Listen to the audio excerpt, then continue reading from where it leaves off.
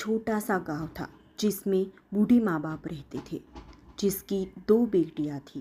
दोनों बेटियां एक दूसरे से काफ़ी अलग थीं। बड़ी बेटी का नाम था सोना और छोटी बहन का नाम था मोना। दोनों जुड़वा बहन थी, लेकिन दोनों का जन्म एक साथ होने की वजह से एक का दिमाग काफ़ी तेज था और दूसरी मंदबुद्धि थी। दिन ब दिन दोनों बड़ी होती जा रही थी। माँ बाप की उम्र भी बढ़ती जा रही थी। माँ बाप को चिंता होने लगी कि अगर हमें कुछ हो गया तो हमारी बेटियों का क्या होगा। इसीलिए वो दोनों ने सोचा कि हम अपनी बेटियों की शादी करवा देते हैं। लेकिन परेशानी वाली बात यह थी कि एक बेटी बुद्धिशाली थी और दूसरी बेटी मंदबुद्धि थी, लेकिन दिखने में दोनों बिल्कुल सेम थी।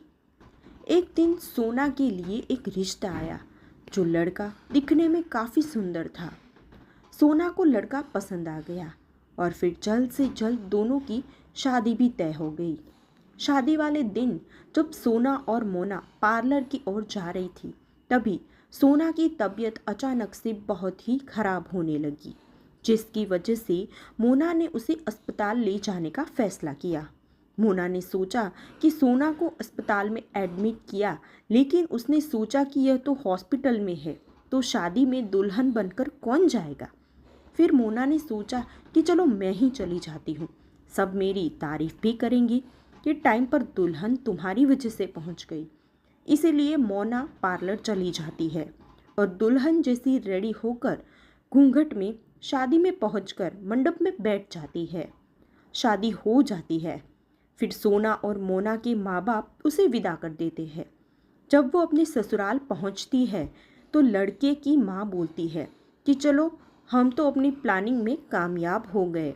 आखिरकार हमारे मंदबुद्धि बेटे के लिए हमने बुद्धिशाली बहू ढूंढ ही ली।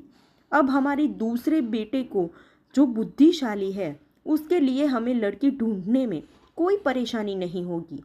तभी यह मंदबुद्धि मोना बोलती है कि मैं भी मंदबुद्धि हूँ।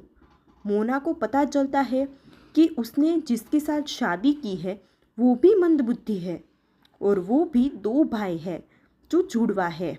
लड़के के माता पिता ने जो चाल चली थी दूसरों के खिलाफ, वो जाकर उसी को भुगतनी पड़ी। इसीलिए कहा जाता है कि अगर आप किसी और के साथ बुरा करोगे तो आपके साथ भी बुरा होगा, लेकिन किसी और का अच्छा ही होगा।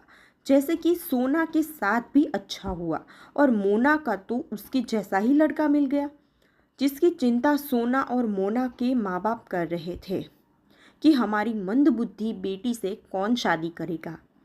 उसका सुझाव भी मिल गया, लेकिन तात्पर्य यही है कि हमेशा किसी और का भला सोचे।